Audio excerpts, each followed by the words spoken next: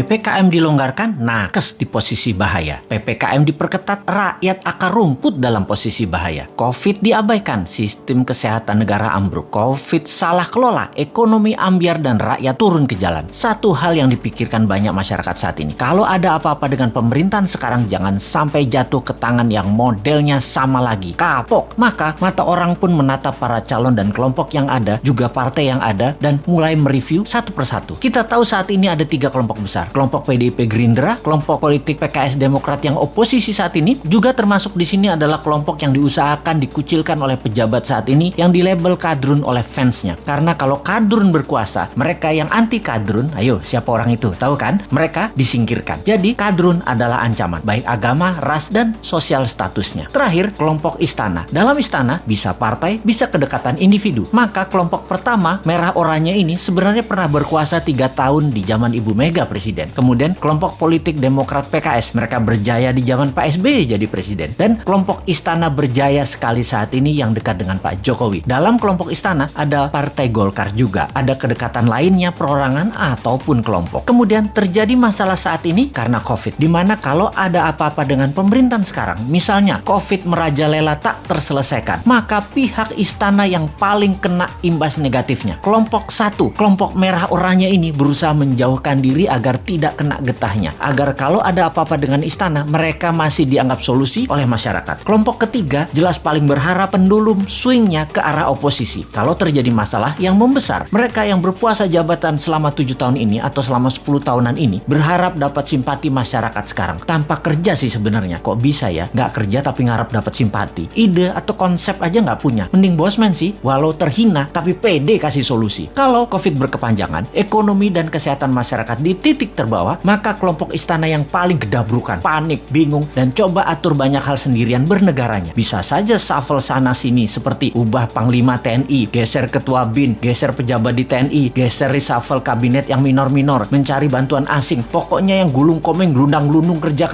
ya kelompok istana ini. Yang oposisi memanfaatkan ini semua dengan memberitakan hal-hal yang buruk di sekitar istana dan pejabat terasnya. Oposisi ini, 2 partai utama Demokrat dan PKS ditambah pasukan yang dicap kadrun, yang dicap jual agama. Itulah mereka para oposisi. Di posisi 1, mereka siap-siap ambil peluang juga agar kepercayaan masyarakat tumbuh ke arah mereka. Juga tidak dipersalahkan atas kesalahan kelolaan Covid dan jatuhnya ekonomi karena istana yang paling bertanggung jawab. Kalau istana berhasil melewati masa pelik ini selama 3 tahun ke depan, posisi 1 dan posisi istana berusaha memainkan dongeng kesuksesan ini untuk bekal 2024. Kompak lagi mereka. Singkatnya, saat ini yang namanya politikus sisa, banyak yang masih diam-diam baik untuk ambil posisi. Mau miring ke istana atau mau ikut oposisi dengungkan terus kejelekan istana, nggak banyak actionnya mereka ini. Mereka ini seperti Nasdem, P3, PAN, PKB, Hanura. Partai-partai miring ke istana ini juga terasa sekali mereka lagi ambil jarak dengan istana sekarang. Deket enggak, jauh enggak, bantu enggak, ngerecokin dikit palingan. Inilah peta saat ini kalau kita persingkat. Nah, kita sekarang ke depan bagaimana? Kita sekali lagi ingatkan, 3 posisi tadi yaitu kelompok pertama merah oranye, kelompok istana, dan kelompok oposisi. Ini petanya kita tarik ke belakang. Kita lihat 20 tahun terakhir ini. 3 tahun Ibu Mega, 10 tahun Pak SBY, 7 tahun istana saat ini. Total 20 tahun. Kemudian kita list daftar calon pemimpin 2024. Para calon yang ada saat ini adalah datang dari ketiga genre politik yang ada. Sebutkanlah satu persatu. Pasti mengacu ke salah satu kelompok. Misalnya Pak Prabowo masuk kemana? Sudah tahu kan? Pak Erik misalnya masuk kemana? Pak Ganjar, Pak Anies, Pak Ridwan Kamil masuk kemana? Jelas ya? Ini pertanyaan new mind sekarang. Apakah dalam 20 tahun terakhir negara Indonesia jadi negara superpower? Apakah Indonesia jadi negara yang ditakuti dan disegani di sekitar kawasan? Apakah Indonesia jadi negara tidak impor lagi dan menjadi negara produsen kelas dunia? Apakah pendidikan Indonesia terbaik di dunia saat ini? Apakah sumber daya alam Indonesia masih utuh atau sudah mulai habis tanpa membuat Indonesia jadi kaya? Bener nggak? Pertanyaannya sekali lagi, yakin masih mau sama mereka yang model kelolaan negaranya pasti sama seperti dalam 20 tahun terakhir ini? Yakin masih memilih orang yang di etalase itu semua? Berani nggak ambil yang baru, yang beda, yang timnya kuat di dalam dan di luar negeri, yang bukan genre bernegara ala 3 kelompok yang berkuasa, yang akan menyatukan semuanya di bawah kekuatan yang baru?